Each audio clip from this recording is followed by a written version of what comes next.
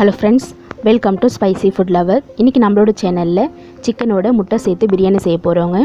சாதமும் உதிரி உதிரியாக வர மாதிரி சிக்கனோட முட்டை சேர்த்து பிரியாணி செய்யும்போது பார்த்திங்கன்னா நம்ம அந்த சிக்கனோட ஃப்ளேவர் ஃபுல்லாக அந்த முட்டையில் நல்லா ஊறிட்டு முட்டையும் சாப்பிட்றதுக்கு பார்த்திங்கன்னா ரொம்பவே சூப்பராக இருக்கும். நம்ம தனியாக முட்டை வேக வச்சு சாப்பிட்றத விட இந்த பிரியாணியோடைய சேர்த்து செய்யும்போது சூப்பராக இருக்குங்க. அதே சமயம் முட்டை பார்த்திங்கன்னா கொஞ்சம் கூட உடையாமல் எப்படி செய்கிறதுன்றதை இந்த வீடியோவில் பார்க்கலாம். சூப்பராக பாருங்கள், நம்மளுடைய சிக்கனும் சூப்பராக இருக்குது, எக்கும் சூப்பராக வந்திருக்கு. வாங்க இந்த சிக்கன் முட்டை பிரியாணி எப்படி செய்யறதை இந்த வீடியோவில் பார்க்கலாம். இன்றைக்கி சிக்கன் பார்த்திங்கன்னா பிரியாணிக்கு 3/4 கிலோ எடுத்துருக்கேங்க. 2 லெக் பீஸோடு சேர்த்து எடுத்துருக்கேன். ஃபுல்லாக வாஷ் பண்ணிவிட்டு மஞ்சத்தூள் போட்டு நல்லா ஊற வச்சுருக்கேன். மஞ்சத்தூள் போட்டு ஊற வைக்கும்போது நல்லதுங்க, அதனால் மஞ்சத்தூள் சேர்த்து ஊற வச்சுட்டு இப்போ நம்ம மசாலா சேர்த்து ஊற வைக்க போகிறோம். 3 ஸ்பூன் தயிர் சேர்த்துக்கலாம். அடுத்ததான் உப்பு 1/2 ஸ்பூன் அளவு சேர்த்துக்கலாம். அப்போ தான் நல்லா சிக்கன் ஊறிட்டு பிரியாணியில் சூப்பராக இருக்கும். மஞ்சள் தூள் 1/4 டீஸ்பூன். அடுத்து இஞ்சி பூண்டு பேஸ்ட் 2 ஸ்பூன் சேர்த்துக்கலாம். சேர்த்துட்டு சில்லி பவுடர் 1 ஸ்பூன், கொத்தமல்லி பவுடர் 1 ஸ்பூன்,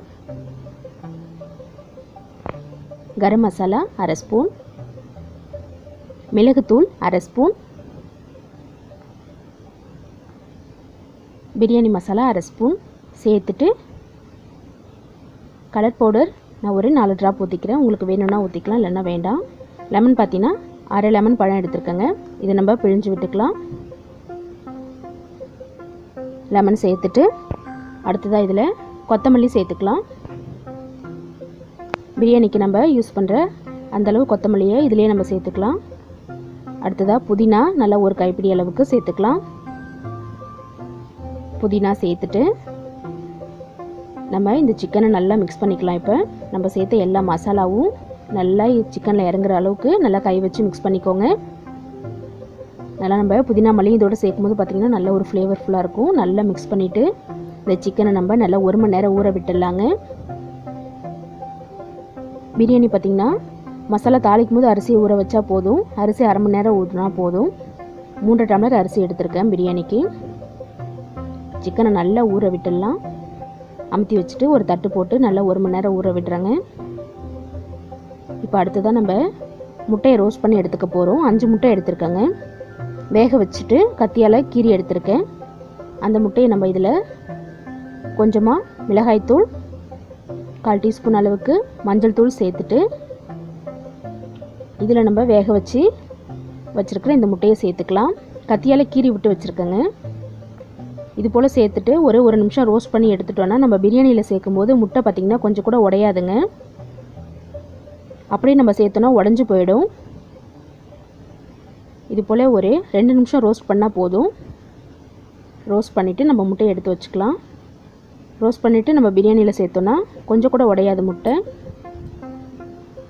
இப்போ நம்ம ஒரு பிளேட்டில் எடுத்து வச்சுக்கலாம் முட்டையை.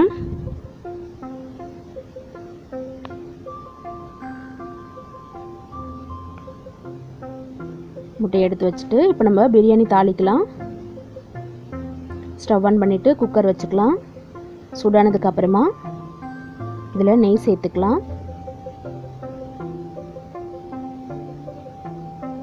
2 ஸ்பூன் நெய் சேர்த்துட்டு அடுத்ததான் எண்ணெய் சேர்த்துக்கலாம். பிரியாணிக்கு கொஞ்சம் எண்ணெய் எக்ஸ்ட்ரா ஊற்றினா நல்லாயிருக்கும் டேஸ்ட்டு. ஒரு 100 கிராம் அளவுக்கு எண்ணெய் சேர்த்துக்கலாம். எண்ணெய் சேர்த்துட்டு எண்ணெய் சூடாகட்டும். அடுத்ததான் நம்ம பட்டை வகை சேர்த்துக்கலாம். ஏலக்காய், பட்டை, பிரிஞ்சி, கிராம்பு இது எல்லாத்துலேயுமே ஒரு 2 சேர்த்துக்கலாம். சேர்த்துட்டு சிம்மில் வச்சுக்கோங்க, மசாலா தீஞ்சு போயிடக்கூடாது. அடுத்ததாக முந்திரி பருப்பு தேவையான அளவு சேர்த்துக்கலாம். சேர்த்துட்டு மீடியம் ஃப்ளேம்லேயே ஒரு 2 நிமிஷம் வதங்கட்டும். அடுத்ததாக நம்ம நறுக்கி எடுத்து வச்சுருக்கிற ஆனியன் சேர்த்துக்கலாம். 3 பெரிய வெங்காயம் சேர்த்துருக்கேங்க. நீல வாக்கில் கட் பண்ணி சேர்த்துக்கோங்க. சேர்த்துட்டு நல்லா ஆனியன் பார்த்திங்கன்னா நல்லா வதங்கணுங்க. நல்லா ஹை ஃப்ளேமில் வச்சுட்டு ஒரு 5 நிமிஷத்துக்கு நல்லா வதக்கி விட்டுக்கலாம். ஆனியன் எந்தளவு வதங்குதோ அந்தளவு பிரியாணி டேஸ்ட் வரும் உங்களுக்கு. நல்ல கலர் மாறுற அளவுக்கு வதக்கிக்கலாம். நல்லா வதங்கிடுச்சு. இது போல் வதங்கினதுக்கப்புறமா நம்ம தக்காளி பழம் 2 பெரிய தக்காளி பழம் எடுத்துருக்கேன், தக்காளி சேர்த்துக்கலாம். அடுத்ததாக பச்சை மிளகாய் ஒரு 6 கீரி வச்சுருக்கேன், அதையும் சேர்த்துக்கலாம். அடுத்து இஞ்சி பூண்டு பேஸ்ட் 1 ஸ்பூன் சேர்த்துக்கலாம். நம்ம ஏற்கனவே சிக்கனில் சேர்த்துருக்கோம், அதனால் இப்போதைக்கு 1 ஸ்பூன் போதும். சேர்த்துட்டு இந்த தக்காளி இஞ்சி பூண்டெல்லாம் நல்லா பச்சை வாசனை போயிட்டு நல்லா மசிகிற அளவு வதக்கிக்கலாம். நம்ம சேர்த்து தக்காளி பார்த்திங்கன்னா நல்லா மசியணுங்க, அதனால் நல்லா வதக்கி விட்டுக்கலாம்.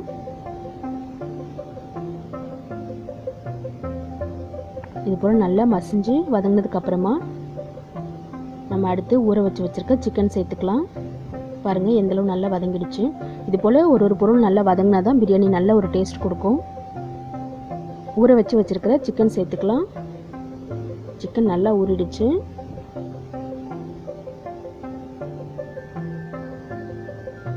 இப்போ நம்ம புதினா மல்லிலாம் போட தேவையில்லை, நம்ம தேவையான அளவு ஊற வச்சதுலேயே சேர்த்தாச்சு. சேர்த்துட்டு இது நம்ம நல்லா ஒரு 5 நிமிஷம் வதக்கி விட்டுக்கலாம். அந்த சிக்கன் வெங்காயம் தக்காளி எல்லாம் நல்லா மிக்ஸ் ஆகும், அப்போ தான் டேஸ்ட் நம்மளுக்கு நல்லா வரும். பாருங்கள் பார்க்கும்போது எவ்வளோ சூப்பராக நல்லா ஊற வச்சு சேர்த்ததுனால எப்படி இருக்குது சிக்கன். நல்லா மெதுவாக கலந்து விட்டுக்கலாம்.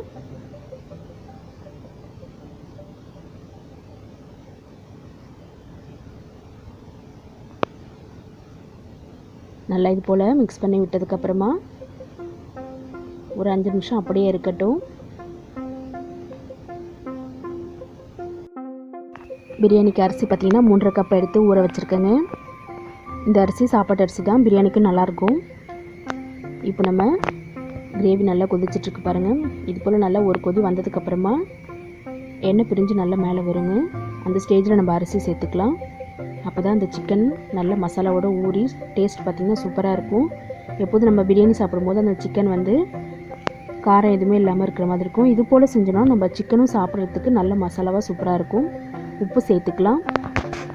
கல் உப்பு சேர்த்துருக்கேன், ஏற்கனவே நம்ம சிக்கனுக்கு தூள் உப்பு சேர்த்துருக்கோம், அதனால் பார்த்துட்டு செக் பண்ணிவிட்டு சேர்த்துக்கலாம். இப்போ நம்ம ஊற வச்ச அரிசி சேர்த்துக்கலாங்க. அரிசி சேர்த்துட்டு 3.5 கப் அரிசிக்கு 7 கப் தண்ணி சேர்த்துக்கலாம். நீங்கள் எந்த டம்ளரால் அரிசி அளக்குறீங்களோ அதே டம்ளரால் தண்ணி அளங்க, இல்லைன்னா அளவு மாறிடும்.